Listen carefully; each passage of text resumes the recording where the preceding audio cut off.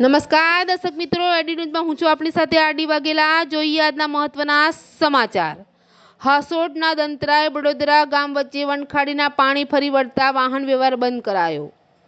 હાસોટ પંથકમાં વરસેલા મુસળધાર વરસાદના પગલે કંટિયાજળને જોડતો માર્ગ ઉપર દંતરાય અને બડોદરા ગામ વચ્ચે વનખાડી ઉપર પાણી ફરી વળતા વાહન વ્યવહાર બંધ કરવામાં આવ્યો હતો। હાસોટ તાલુકામાં 4 ઇંચ જેટલો વરસાદ ખાબક્યો હતો। મુસળધાર વરસાદના પગલે નદી નાળા છલકાયા હતા, ત્યારે હાસોટથી કંટિયાજળને જોડતો મુખ્ય માર્ગ ઉપર બડોદરા અને દંતરાય વચ્ચેથી પસાર થતી વનખાડી ઓવરફ્લો થતાં વનખાડીના પાણી માર્ગ ઉપર ફરી વળ્યા હતા।